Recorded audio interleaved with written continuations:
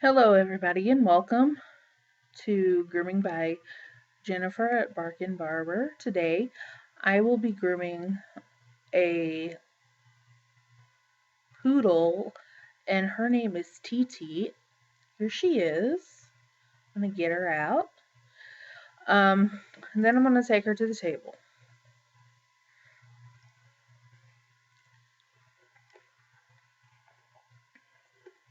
I'm gonna hook her up here.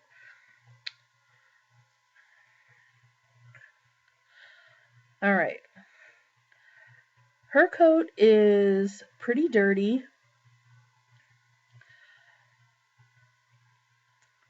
And first, we're going to do her ears. So I'm going to put the powder in her ears, and then I'm going to pluck out the hair inside the ear canal. This allows better flow of air into the ear to keep it healthy.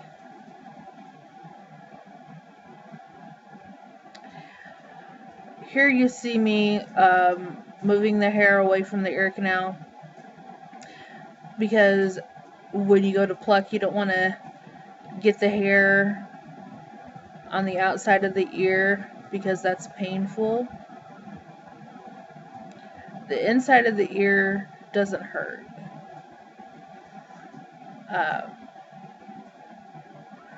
The hair isn't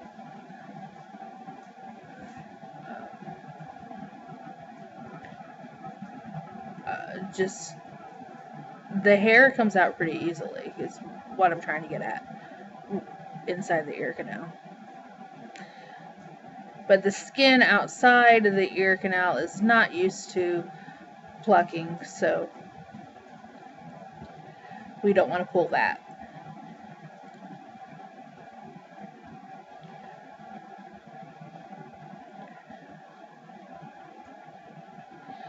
Nail clipping is vital to your dog's overall health. Here I'm putting the powder on her toenails after I clip them because her quicks are rather long, because the owner doesn't keep up on regular nail trimmings, and that's what happens when you go years of only getting your dog's nails clipped like once every few months. That the vein inside the toenail is going to grow out with the nail, and you can only get the quick or the vein in there, that nerve ending, and the blood supply there to go back with regular clipping and grinding.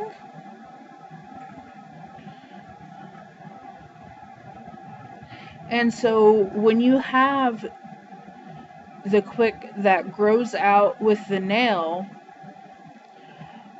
it's going to be easier to cut into it. I did not purposely cut into her quick. It just happened to be right there where I was clipping, because her nails are clear so you can actually see the quick, and I clipped right in front of it.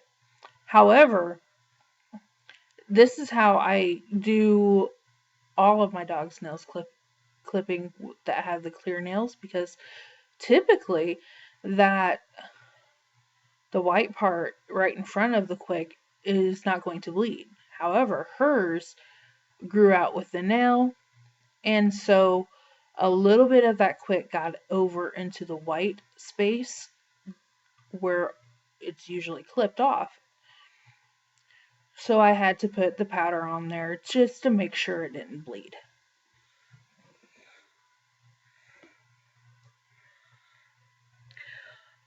I'm going to go through my selection of music because I am wearing my headphones and this is a voiceover.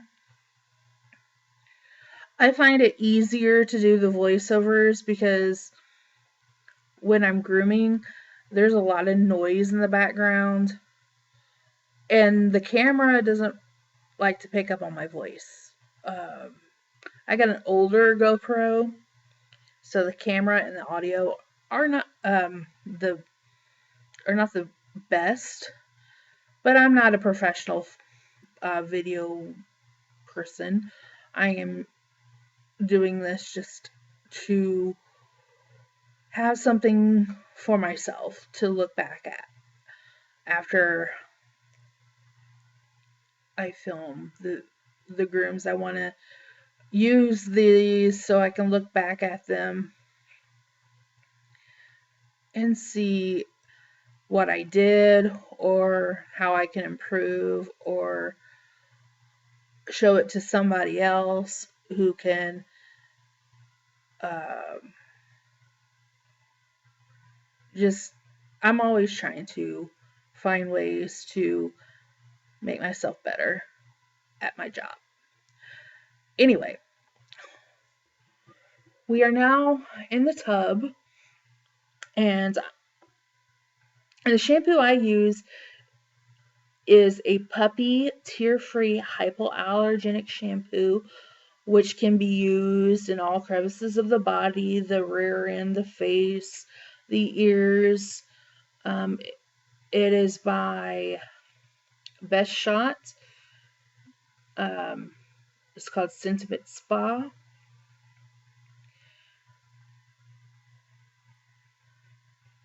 And all of their puppy shampoos are hypoallergenic. They're really good for dogs that have allergies so that the shampoo isn't going to cause a reaction in most dogs.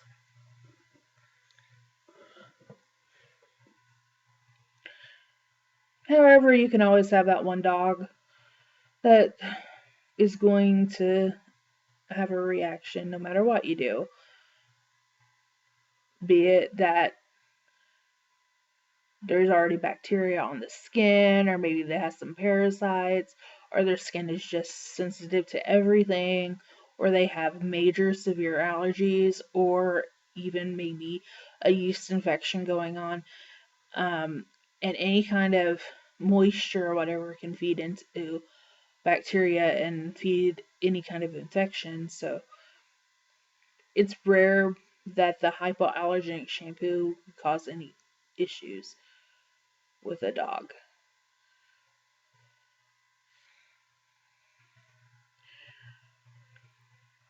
So I like to give all of my dogs a double bath.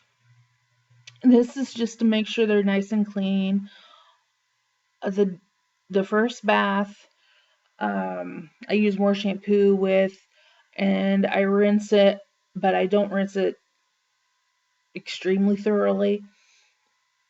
I do rinse it thorough, but it's the second bath that I make sure to rinse more. That makes sense?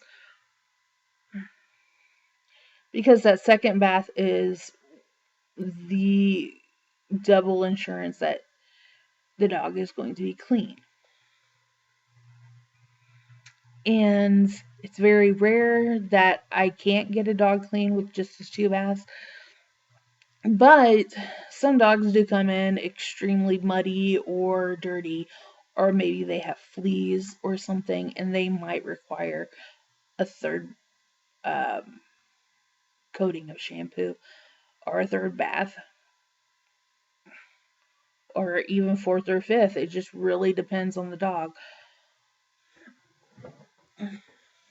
We are not going to get bathing system in our salon.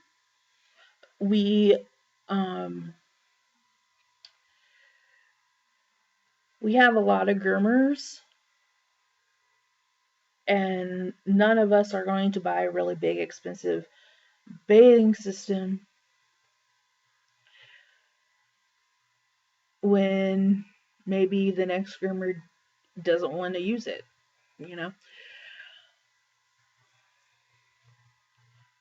So we just mix our shampoos and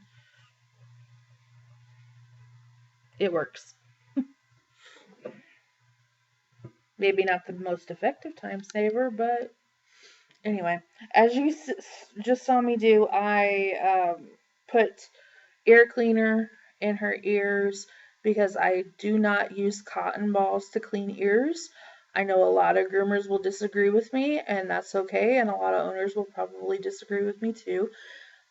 But I find that flushing the ears with not soap and water, with the hypoallergenic shampoo and water gets the ears cleaner in the tub than a cotton ball does.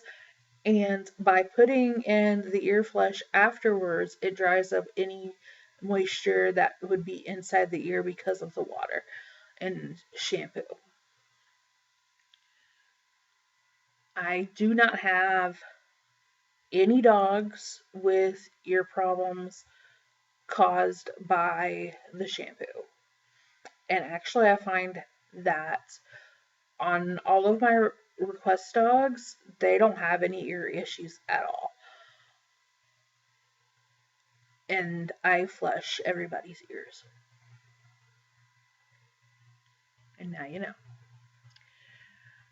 Unless the owner specifically asks for like cotton in the ears or something, maybe the dog already has chronic ear infections. No, I'm not going to put water in that dog's ears because that's what the owner prefers. And I'm not going to go against what a vet has told the owner. So, of course, I will honor um, owner requests if they ask for like cotton in the ears or something, just and to not get water in the ears during the bath. That's no problem. So there are always exceptions, even when you prefer to do it one way. Anyway, I am going to dry her, and I find it very, I don't know, therapeutic to watch the air separate and straighten that hair when you're drying. It's one of my favorite things.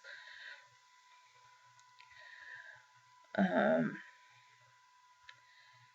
if you watch my grooming videos and you watch me drying dogs, I don't do a lot of speed drying. When it comes to my fluffy dogs, I want them fluffy, and I want to sit there and watch the hair separate. I use the dryer to my advantage. And what I mean by this is if I have, say, like a Pomeranian, um, that blow dryer is going to cut down on my uh, brushing time significantly because it's going to separate the hairs for me and get out all that undercoat. So that's less wear and tear on my equipment and my hands. So a few more minutes with the dryer on this little poodle is going to straighten out her hair and separate those hair um, shafts and make um, the haircut work so much easier. My blades are going to go through her hair better, and the end product will look a lot nicer. If she is fully dried and brushed out with the hair dryer, I like, it's one of my favorite things. I could actually, I was going to say I could do this all the time, but actually, when I first started grooming in a dog grooming shop, around the holidays, maybe it was the first year, maybe the second year, I'm not really quite sure. We had so many dogs coming in, like just for their holiday grooming, somewhere around I would say 30 to 40 dogs coming in the shop every day, and I was normally like, the bather and dryer, but um, during the holidays that year, we had to have one person designated as the bather and one person designated as the dryer. And so I went in to work, and the other bather who usually worked there on the days that I wasn't able to because of school and stuff, she's like, okay, do you want to bathe or do you want to dry? And she's like, she preferred to bathe.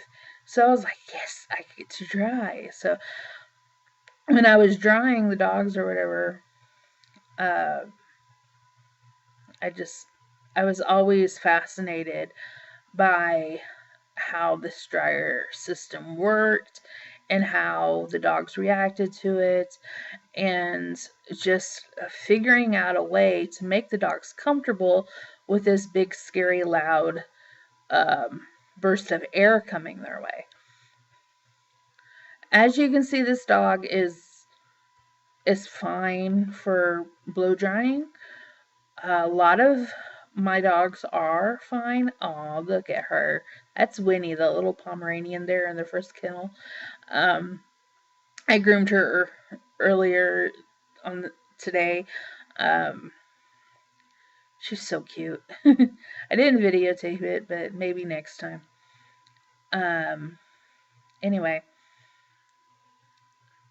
back to the drawing. Anyway, that over the holidays, I really learned how to get a different, a good method of drawing the dogs and making them comfortable and finding a good technique to use. And so it was all trial and error.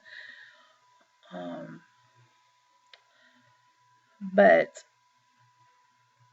when people ask me, like coworkers and stuff, ask me, how did you get so good at the dryer? Because a lot of dogs don't like it and they will flip out, and then you have to figure out how to calm them down. And I was like, I can't really explain how I do it because I just do it.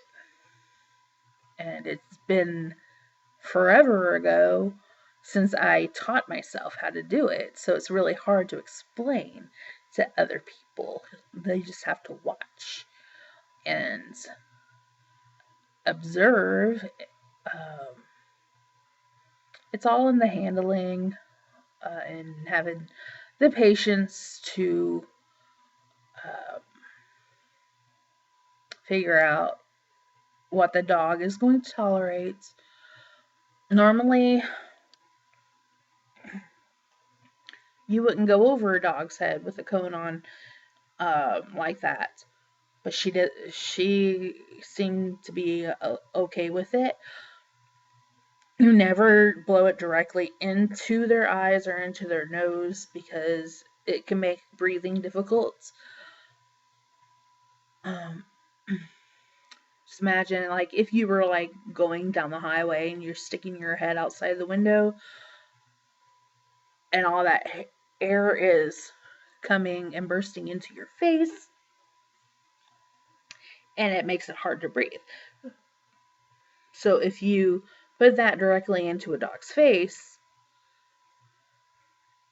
they are going to feel that sensation. So if you're going to do it around the head and face, don't keep it there for more than a couple seconds at the most.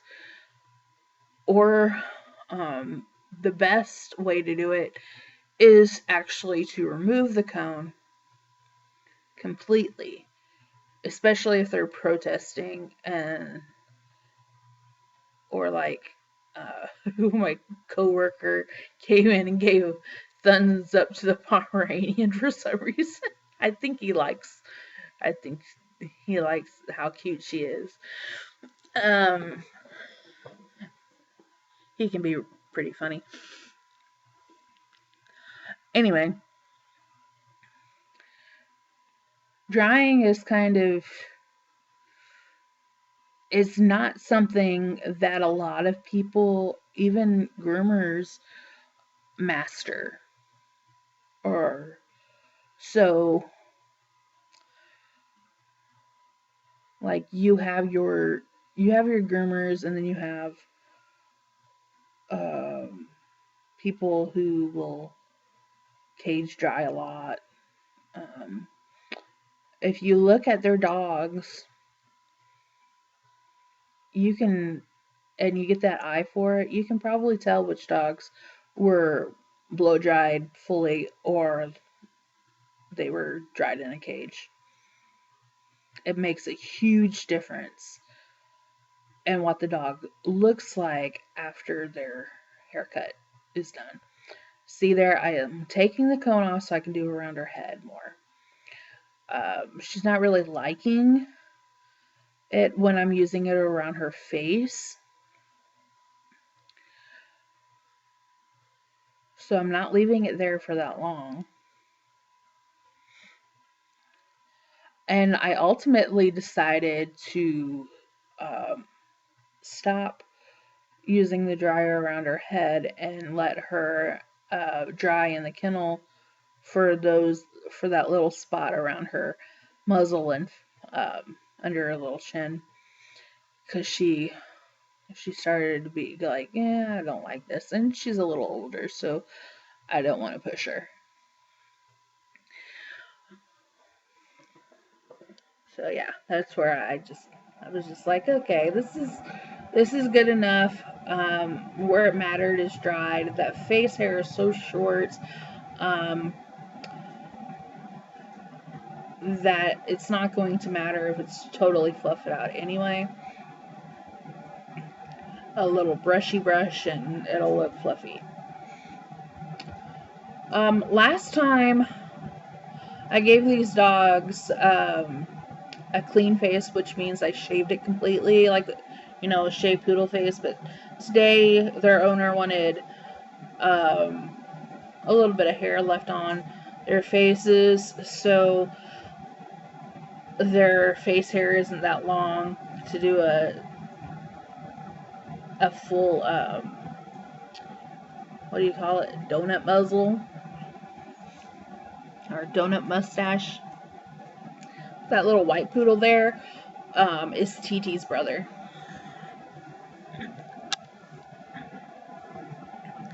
His name is Troy. And so, in between her bath and me going over here right now, I groomed Troy. And you can see him, and he's all spiffy looking now, compared to what he was a couple seconds ago.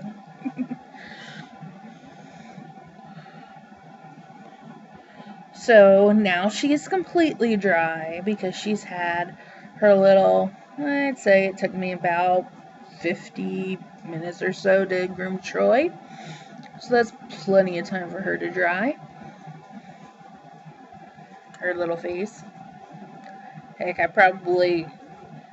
she probably would have dried even without the fans in that amount of time. Anyway,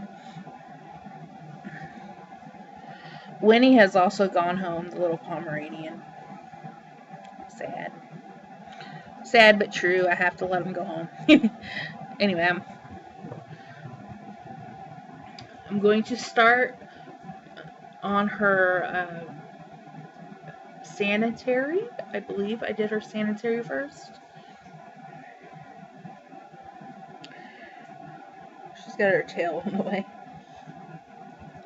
She's a bit nervous. She's and what I call a pancake dog. On occasion, dogs will get nervous and pancake, which means they will like splay out their legs or they'll refuse to stand. So they'll like get all stiff in their legs and they don't want to move. Um, so yeah. Anyway, I'm using a 10 blade, and I do a sanitary on every dog that gets a haircut. If the dog does not get a haircut, they do not get a sanitary. I find that stupid. Unless it's a dog that regularly gets a haircut. It's like, say, if it's a lab, I ain't gonna give it a sanitary. It's stupid.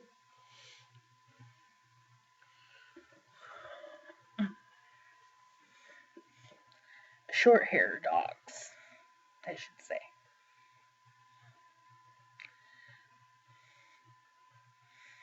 Or if they get stupid shaved, they'll get a sanitary that way too, because, well, stupid shaved. When I say stupid shaved, I mean any type of like short hair dog or whatever who gets shaved down. That is so stupid. And the reason I say that is not because I think the people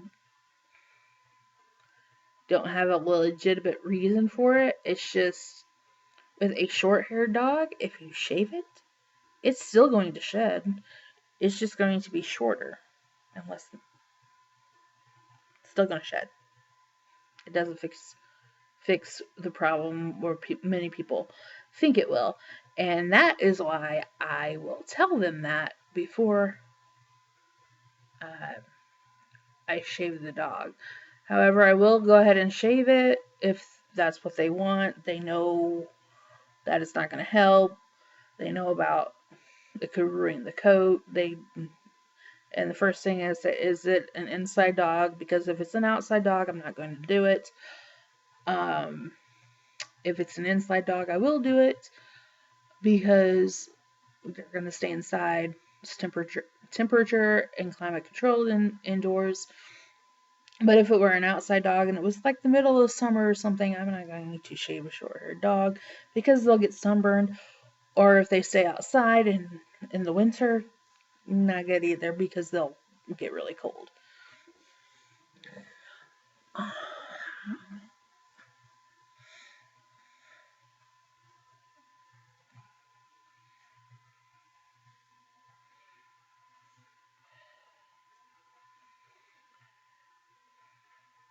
There's a lot of drama surrounding dogs that get shaved and they have double coats. I'm not talking about double coated dogs, I'm talking about short haired dogs. Your boxers, your, I'm not going to say labs because labs have a double coat. Pugs. Pugs also have a double coat, but they're still short haired. Labs, well, okay, we'll throw them in there too. But like anything that's short with short hair, Frenchies, I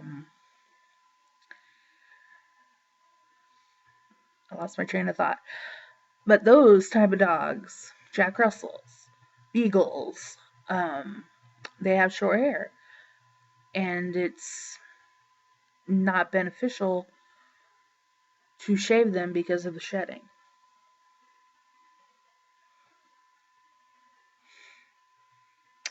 All it does is make the hair shorter and less noticeable, but they're still going to shed. They're still going to have their skin dander falling off in your home, which is really the cause of your allergies, not the hair itself.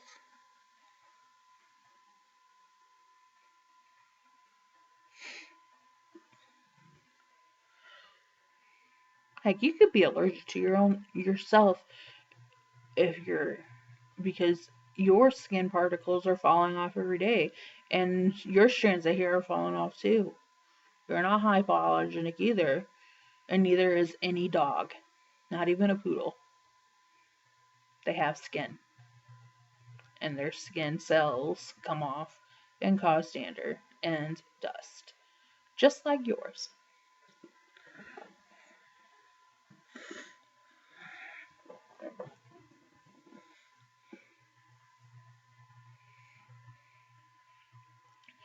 Anyways,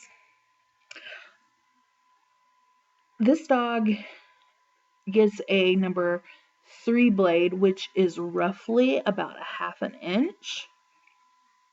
It is measured at a half an inch, but it doesn't mean it's going to cut at half an inch for every single dog because of the difference in coat types and textures.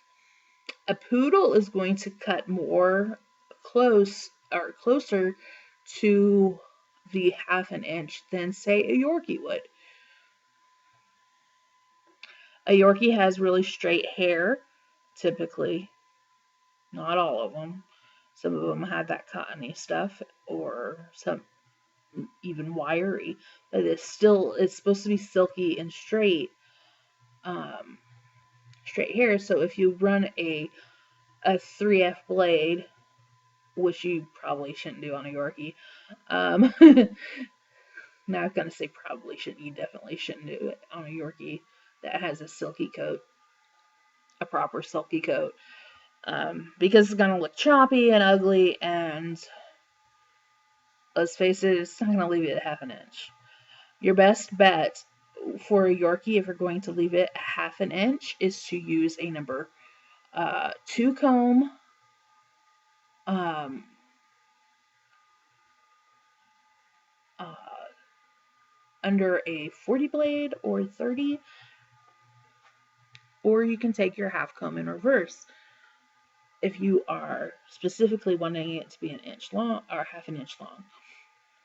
You really gotta just go by the particular dog and the coat texture.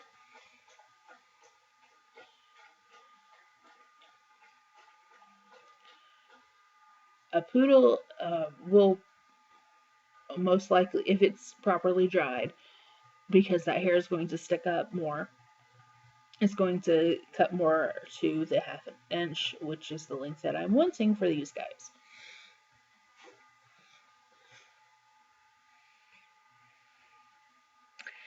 And her hair did come out to it. I'm going to go in reverse because with the poodle's hair, I mean, you can go reverse, sideways, or whatever if your coat is completely dried. Poodle hair sticks up so good on its own. So do like Bichons and stuff.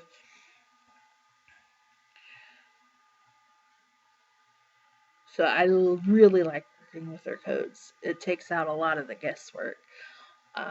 When you have, like, go back to the Yorkie or maybe the Maltese or whatever, if you're not familiar with coat types and textures, and an owner says, make it about a half an inch, or whatever, and you go to use that 3F blade, and you're like, whoa, this is leaving it about an inch. What's going on? That's why, because the coat texture is different. And you can back brush, but that's still not going to get you a half an inch. Exactly. Uh,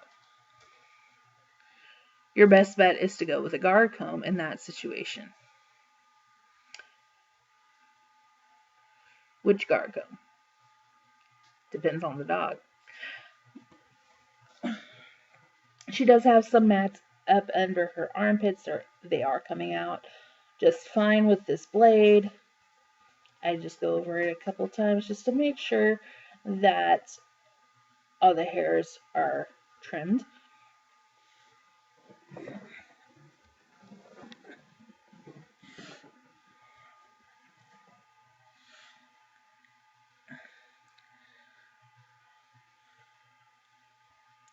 She's so nervous.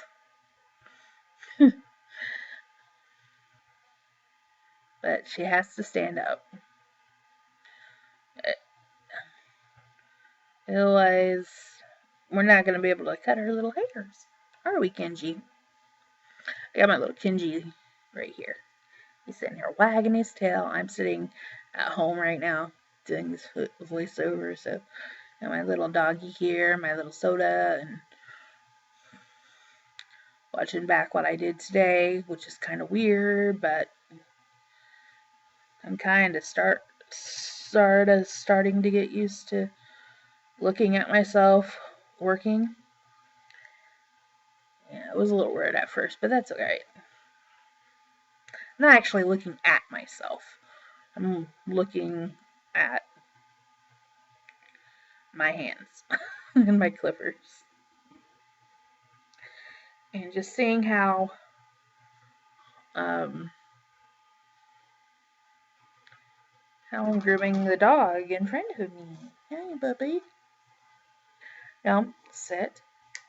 Good boy. Good boy. Can you be? You're a good boy. Oh. Hey. Don't hurt me, though. Please. He's like pawing at me. Anyway, I hold the tail up like that because it straightens out the back end.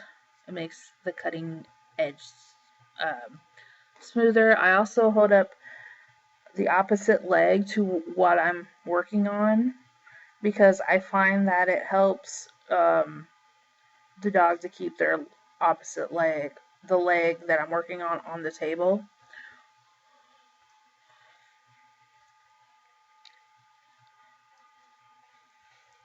It's just easier than trying to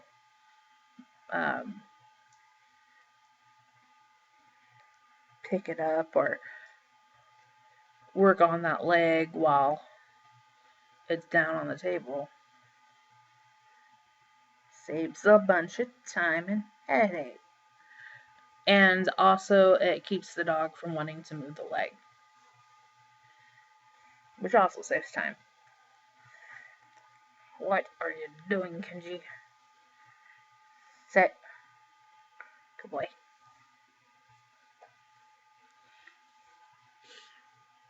I need a drink.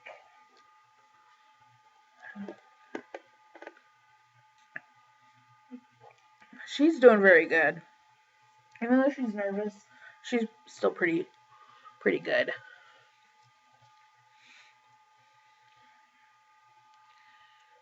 see.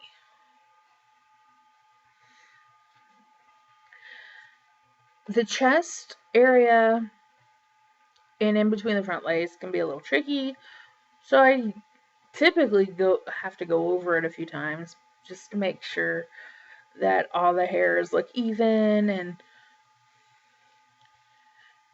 there's so many cowlicks and different areas that are growing in different ways around the chest areas and in between the front legs.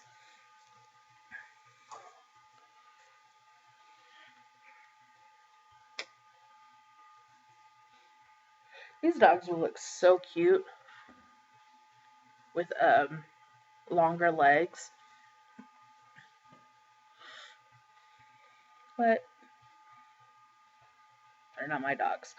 If it were my decision, I would leave them, at least leave her with some longer leg hair. The male, not so much, because his hair was starting to clump up and get a little matted.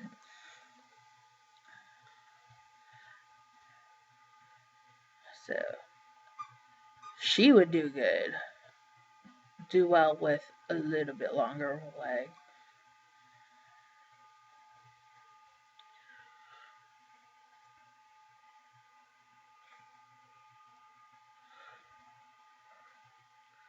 Yeah, she's doing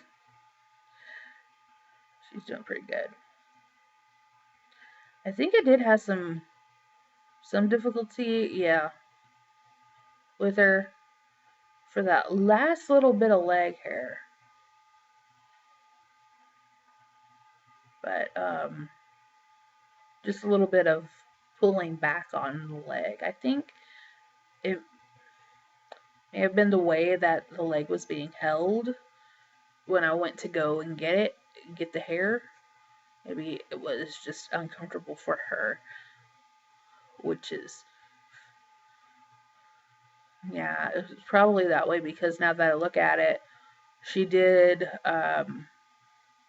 stop pulling once her leg was repositioned. So I'll have to take a note of that. You know, I'll take note of that, put it in our file for next time. To do that leg from behind instead of the front. It's just little things like that that makes the dog more comfortable. And one of the reasons I did the video so I can see, like, if a dog reacts to something, then I can see what exactly they were reacting to, which improves my handling skills.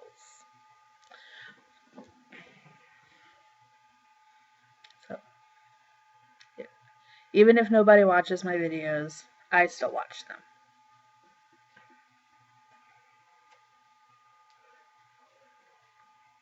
And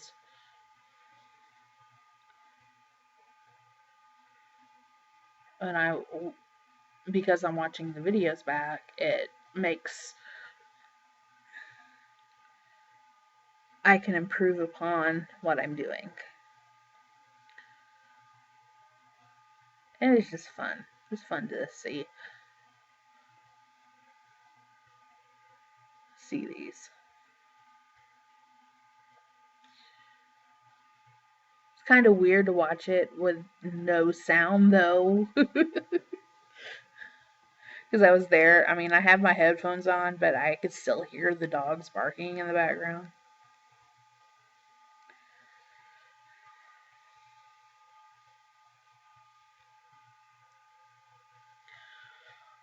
Which is also a reason for the voiceovers. Because if I start talking or whatever, not only does the camera not like to pick up, the microphone not like to pick up what I'm saying sometimes, or it might be hard to understand what I'm saying because of the noise in the background. But with us dogs barking, it's like nearly impossible. And I'm pretty sure nobody wants to sit and watch a YouTube video of just dogs barking. Or maybe you do. In that case, I'll make one for you. Anyway, I'm scooping out her eyes. I'm going to go in reverse because she does have problems with tear stains. So that way it just gets it a little bit closer and get some of those tear stains out of there so they don't look so prominent on her face. It's just tear staining is an issue with most light colored dogs, or white dogs, or cream colored dogs, even your brown dogs.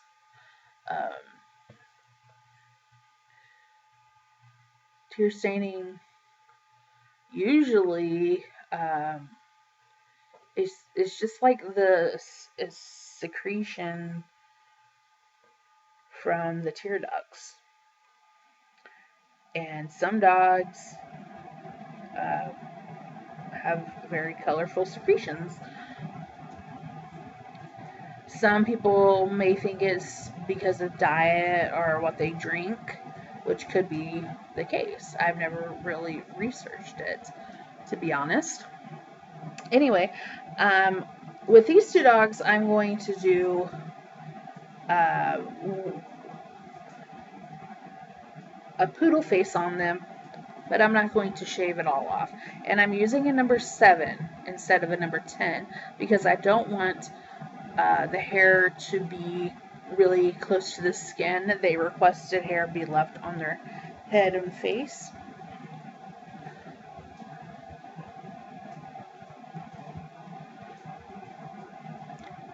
So I did. I didn't cut the poodle face as short as I normally do. And then I'm going to leave her a little donut type mustache, donut beard thingy. So She'll have some little fuzz left on her face, but still poodle looking.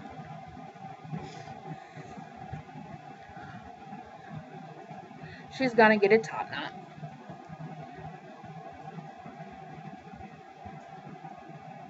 See? Left a little bit of a stash.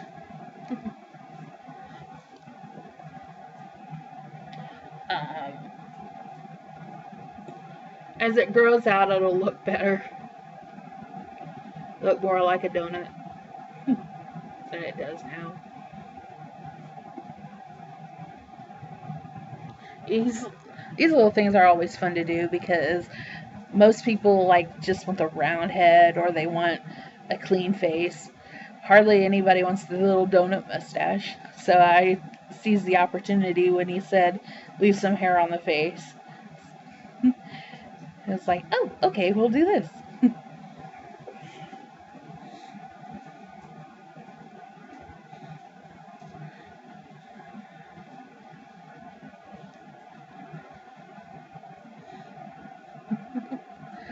So we're just going to brush out her top knot and her ears and her little face hairs.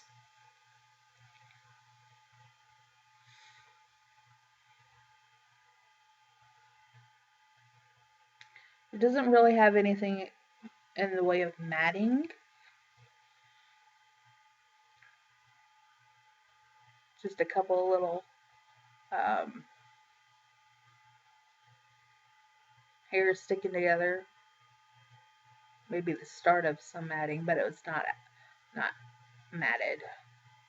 Not even pin mats, just a couple tangles.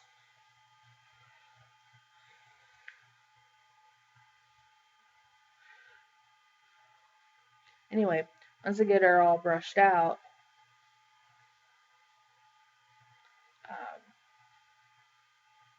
she's gonna look all fluffy, and then we will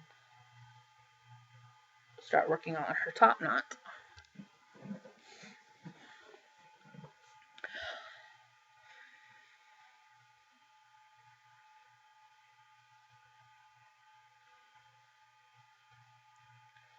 On her brother, I did do a completely scissored top knot, but on her, I went ahead and used a long guard comb.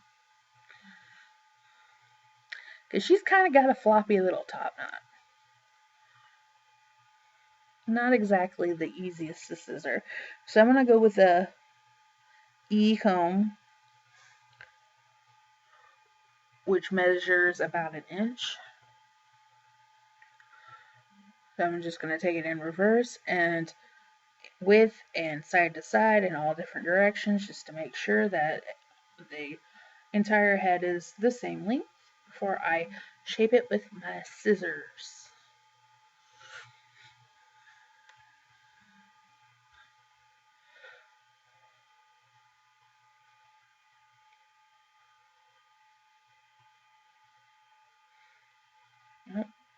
Sideways across, just in all different directions.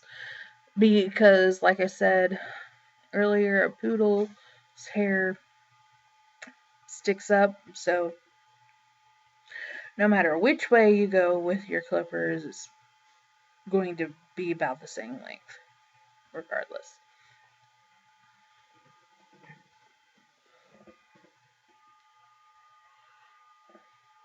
Which means if you use a inch comb, it's going to be a 1/2 inch comb.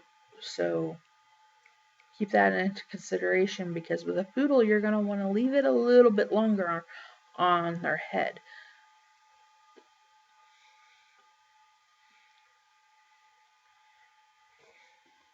Otherwise, they're just going to look flat-headed and not so poodly anymore.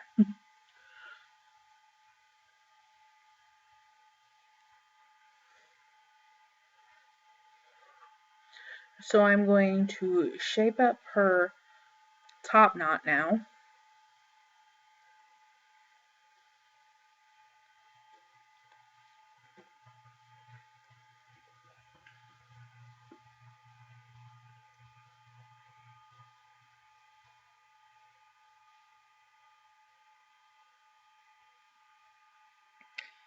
I'm reading a message or something. Oh.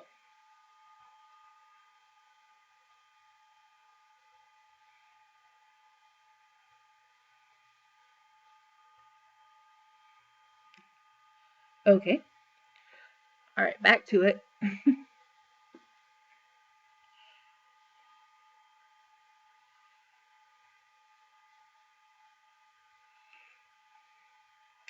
With a poodle, you're going to go from the corner of the ear to the corner of the eye, and then trim up um, any hair that hangs over that line.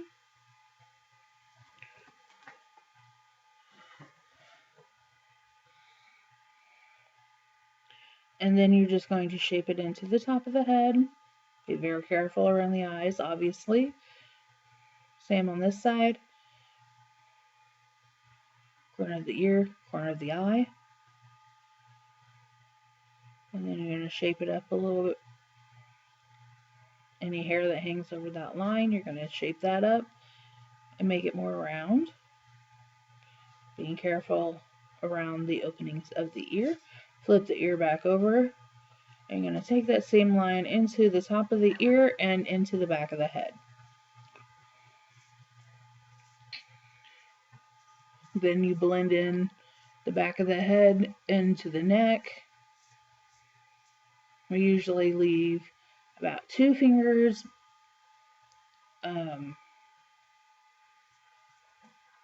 behind the occiput, which is the skull bone.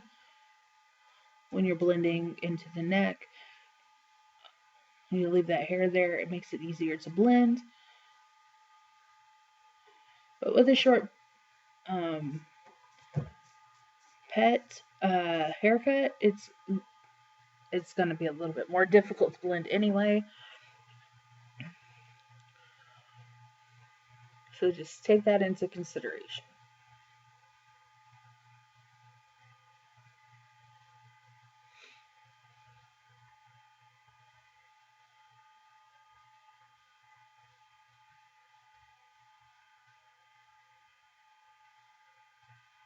Oh, Jennifer, that's a little too high.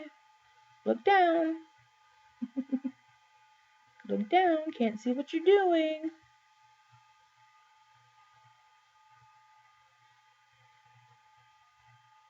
Look down. Well, hopefully we'll come back into focus in a couple minutes.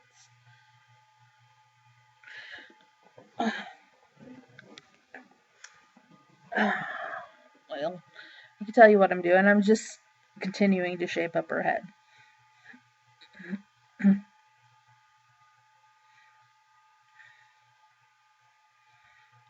At least you can see the tip of the scissors. Oh, there she is.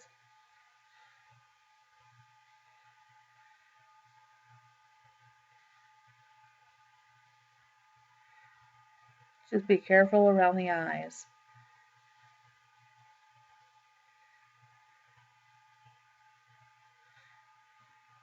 So, I'm not a professional video photographer.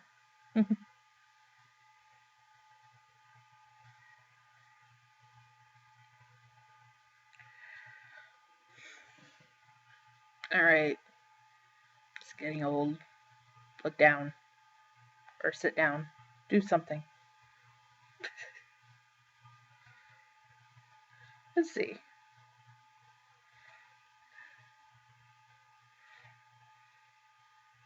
He's getting a dog out of the kennel. Yay! So exciting. Or maybe I was just too close.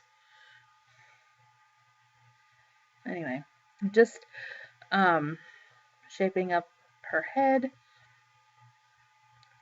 And then I am going to trim her little ears.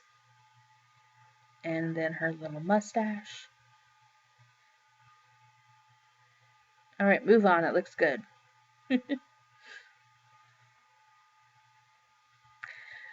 That's one of my little pet peeves. You can see the difference after using the guard comb And scissoring it just makes it look so much better than just a guard comb alone. Because you can never get the rounded poodly look just from a guard comb. You're going to have to take your scissors over it and shape up the head.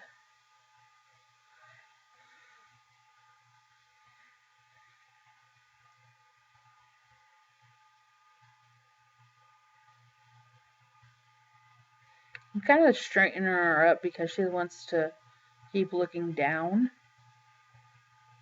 So I'm just going to put the arm up a little bit more so she can't keep putting her head down while I'm trying to trim her ears. Because in order for me to be able to trim her ears, she needs to be looking at least straight out and not down. Which is the entire point of having this arm in the loop, the grooming loop. Because it keeps them on the table, and at some point it keeps them still, and it can be used to prevent biting as well. So I just adjusted it so it'll be easier, so I don't have to keep making her look up.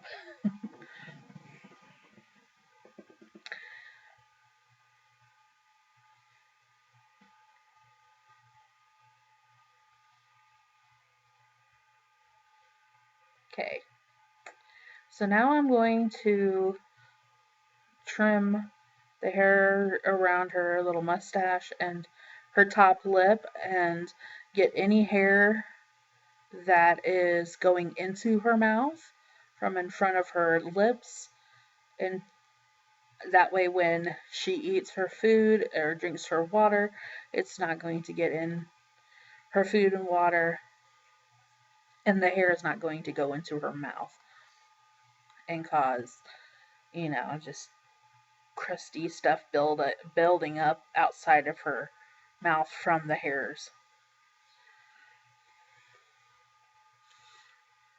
So in other words, if the hair goes into the mouth while they chew, it's probably going to cause food buildup. And then the owner will have to wash the dog's face a lot, or it'll get neglected and cause an infection of some sort. I just like to keep that area clean. So it's just easier on the dog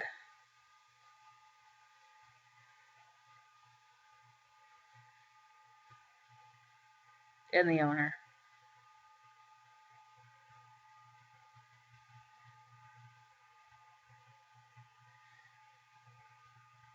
Plus, it looks neater to have all those hairs going into the mouth trimmed off.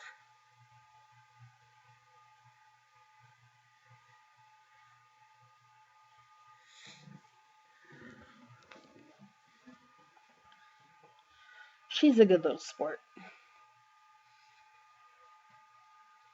Obviously, anytime you trim around the face or eyes or ears or anything, you're going to want to make sure that you're being careful and you know where the skin is before you start cutting. Especially when you're going really close to the skin like I am. I would not recommend doing this if you don't have the experience.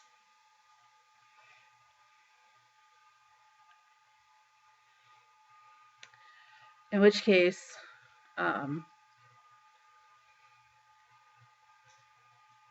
just leave the hairs a little bit longer.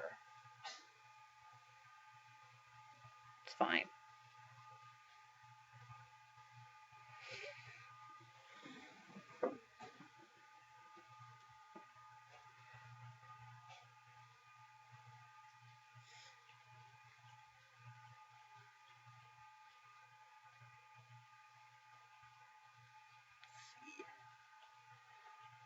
Just still shaping up the head. It's that groomer eye for you, because I'm pretty sure that a regular person who has never groomed a dog a day in their life is probably not going to see the hairs that I keep seeing for some reason. Even when I look back at this now, I'm like, Jennifer, just move on. Just something else. It's okay. She looks good. Put the clippers on charge. And I am going to relax the loop now, because I don't need her head looking forward anymore. So I'm just going to adjust the loop in the arm down a little bit. And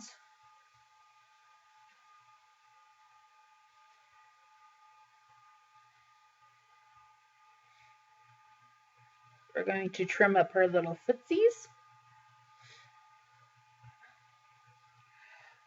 I just use my little straight scissors because I don't need a perfectly rounded foot. I'm just going to trim around the edges of her leg and her foot just to make sure that anything that's sticking out is trimmed. And then I'm going to trim up the tops of her feet, make them nice and short.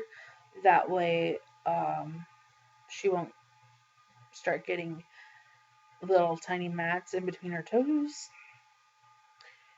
until the next time she comes.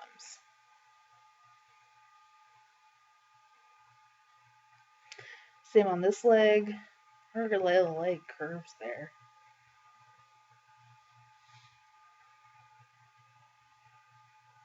Got a curvy leg, TeeTee. I think that's such a funny name. TeeTee.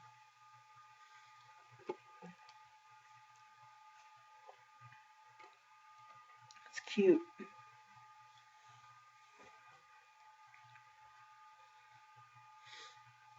And her brother's name is Troy, so they got the T thing going on.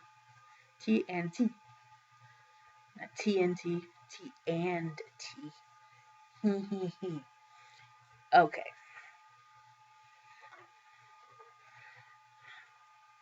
So we're going to do the back legs, and then after I get done with the back legs, I'm going to do her tail. I don't really have a set routine that I do when I groom dogs, but it always seems like I always do that tail last, so that could be it. My routine is I do everything before the tail. Just trimming up the rest of the back of her leg, because it's just easier to see, and then anything sticking out on her body will be trimmed off with the scissors as well. And then in between the back legs, I like to do scissoring afterwards, because the clippers sometimes miss things, or sometimes it's just easier to use the scissors to trim certain areas. Clippers are big and bulky, and sometimes with the small dogs it's easier to get to areas with shears instead of the clippers and the clipper blades, even with my tiny little clippers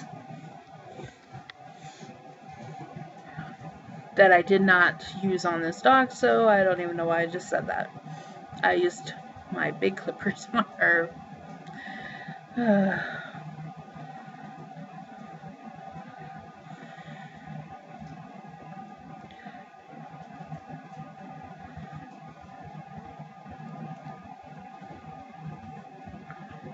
I use my tiny clippers. I use my little clippers for guard combs. If the dog gets like a 7 or a 5 or a 4 or a 3, they're gonna get some big clippers. The small clippers I still use for sanitaries and pads. It's just easier to maneuver around those delicate areas.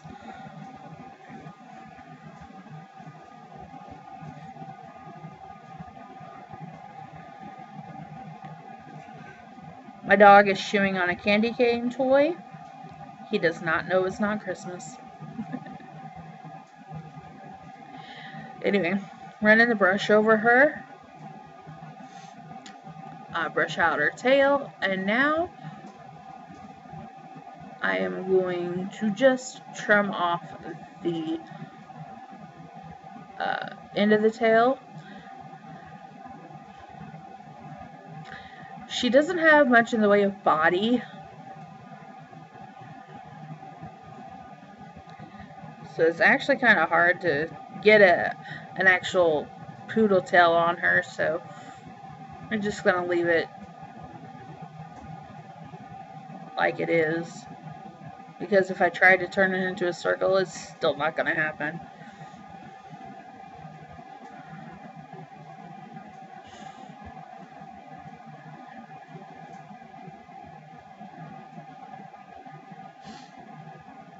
Just shaping it up as best as I can. See, still not a circle. And it will never be a circle. Because her hair is too thin and she just doesn't have the body for the floofy tail. And now we're going to take a picture and we're going to pancake. That's what I mean by pancaking. That's a pancake. And they splay out their legs like that and don't want to stand up or be moved. It's like, oh, the earth just moved out from under me.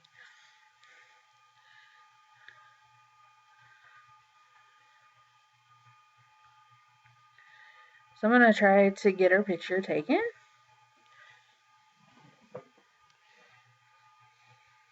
I don't really like the way she's sitting, so I'm going to try to get her to sit more naturally.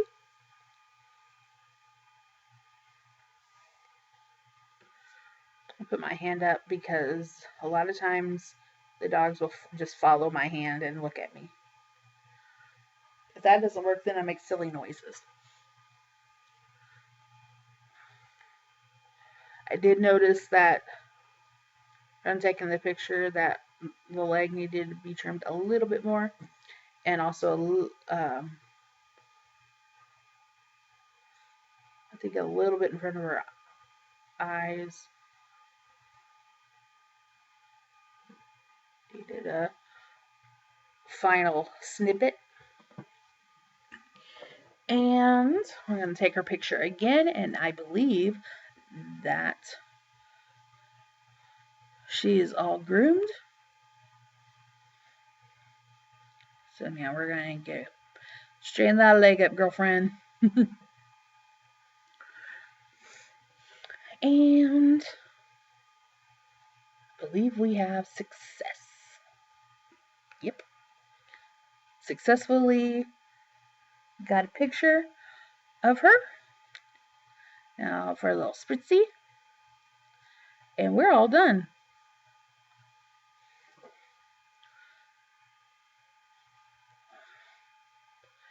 So I'm going to put her back with her brother. And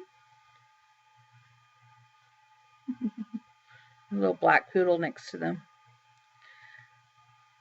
They are ready to go home. All right, guys. We will see you in the next video. You guys have a good day. Bye-bye now.